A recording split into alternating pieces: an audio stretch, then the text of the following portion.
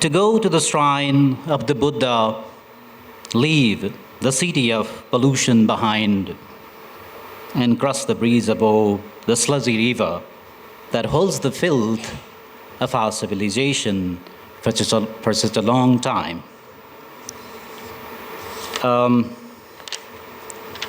And then there is another one which relates to what happens in Sali Nadi yearly on an annual basis. This is a bit descriptive poem. Oh my eyes, 7 women in red petticoats bathe in the slender Sali Nadi, now plunging, then stooping over, patting and squeezing their hair as the thigh-high holy water washes away their sins. And my sinful question to the teeming crowd of devotees busy on both banks, cleaning their faces or sprinkling the water over their heads. Are they making holy the unholy mouths by the sip of the same water slipping downwards from the same women's pursed bodies? And then there is this a bit longer poem which I composed in pieces, 3 different pieces in my diary back in 2015 when there was this blockade for about 4 months. It had been 2 months already, and I had been to my hometown in Jhapa. I went to Meiji Bridge, and the poem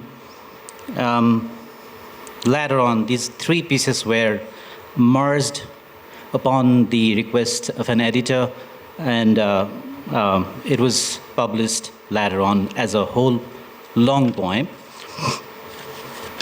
The title goes like this: Standing on the Border, 2015.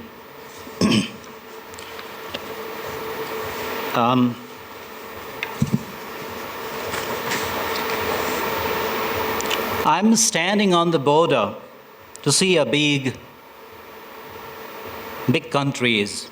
I'm standing on the border to see how big a big country is. There are on both sides of the border land, water, and sky, all of the same earth. On both sides, people, trees, and birds, all of the same earth. In between, upon the Meiji Bridge, people converge from both sides. From here, you cannot distinguish Nepalis from Indians. Yet Nepalese claims and rights are blocked hard, tight beyond the checkpost. Long lines of trucks waiting to transport oil, salt, oil, and medicines. On this side, my country hemorrhages. Every single day, it burns effigies of Modi, shouting in rage, Modi Dhoti Murdabad, Modi Dhoti Murdabad.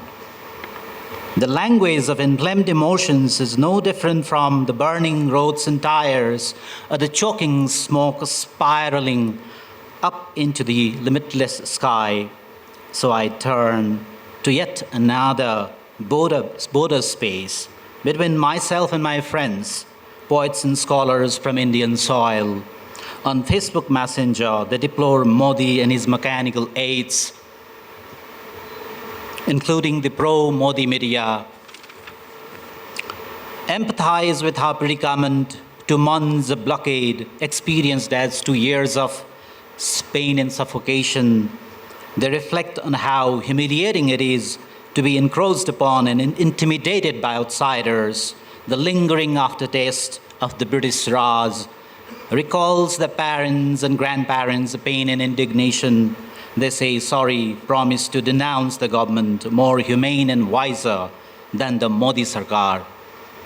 Sarkar, though made up of people, the democratic power and state mechanisms often takes on colors like a chameleon, so different from those same people. Which country does not have internal problems? We too have many, we too are unable to be entirely democratic and entirely inclusive and democratic. They say, blaming Modi for this assault on Nepal's sovereignty. As one born in India, in Manipur, with roots and upbringing in Nepal, I find it hard to observe this bitter border between the two. I love both countries and their people, good people, Gandhi people, Buddha people. It pains me to not see nice, soft power when most needed. It pains me to see the dying of the Hindu philosophy of Vasudhaiva Kutumbakam.